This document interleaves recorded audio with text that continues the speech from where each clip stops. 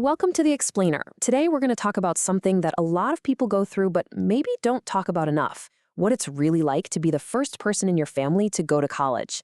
It's a journey that often means living in two completely different worlds at the same time.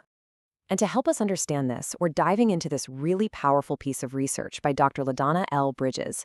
What's so amazing about her dissertation is that it mixes hardcore academic study with her own deeply personal story. It gives us this incredible window into what this experience is really like. So just imagine this for a second. You did it. You got into your dream school. You're sitting in that big lecture hall. But instead of feeling like you've won, you feel like a complete fraud. This quote right here, it just nails that gut-wrenching feeling that, for so many students, is the real starting point of their college journey. All right, so let's start by diving into the author's own story, because it really sets the stage perfectly. We're talking about a journey from a tiny town in the Missouri Ozarks all the way to one of the most elite universities in the country. And the contrast, it couldn't be more stark. On one hand, you've got her Ozarks roots, small-town life. Her dad's an auto mechanic. Her clothes are from J.C. Penney. And then, bam, she's at Northwestern University. Suddenly, she's surrounded by kids whose parents have PhDs, kids who went to fancy East Coast boarding schools, wearing Sperry topsiders and all that. It's a total culture clash. And listen to what her father said on drop-off day. He said, "I wouldn't trade my 40 acres of farmland for this whole mess up here.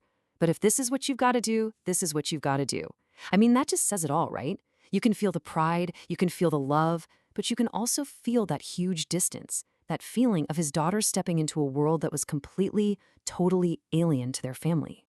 So, as you can imagine, this wasn't just, a change of address. It was a massive, jarring culture shock. All that confidence she'd built up being a top student in high school, it just started to disappear, almost overnight. And this was a struggle nobody could see.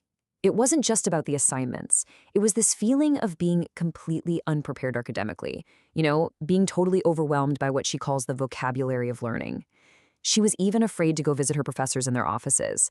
She started to feel ashamed of her working class background and got really, really good at just listening without ever sharing her own story.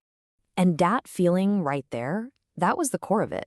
This idea that her bravado was gone, replaced by this nagging sense that she was an imposter, that all her successes were just a mistake, and any minute now somebody was going to find her out. It's that classic imposter syndrome, and it literally started to reshape who she thought she was. Okay, so here's where we zoom out, because her story, as personal as it is absolutely not a one-off thing. It's actually a snapshot of a national reality for millions and millions of students. Just look at this number. Back in 2008, there were 4.5 million students in the U.S. who were not only the first in their family to go to college, but also came from low-income backgrounds. 4.5 million people navigating this exact same journey. And that's a huge deal. It means that today, almost 1 out of every 4 undergraduate students is a first-generation student. Think about that. 1 in 4. This isn't a niche group. It's a massive, essential part of our entire higher education system. But here's the thing. The stakes are unbelievably high. When you look at the dropout risk after just the first year, first-gen, low-income students are almost 4 times more likely to leave college than their peers. We're talking a 26% dropout rate versus just 7%. That is a staggering difference. And just to be super clear, when we use the term first-generation student, this is exactly who we're talking about, a student whose parents haven't had any formal education beyond a high school diploma. Okay, so this is really important. The research shows that the biggest hurdles these students face, well, they often have very little to do with academics or how good they are at studying. Every student has to figure out the academic side of things, how to pass your classes, and the social side. Finding friends, maybe joining a club. But for first-generation students, there's this whole other layer, a challenge that runs much, much deeper. And this, right here, is the absolute heart of the issue. For so many, the biggest barrier isn't academic at all. It's a cultural clash. It's this constant, exhausting tug of war between the working-class norms and values they grew up with and the very different middle-class culture that really dominates most college campuses. So, what if we've been looking at this whole thing completely backward? The research suggests a really powerful shift in how we think about this.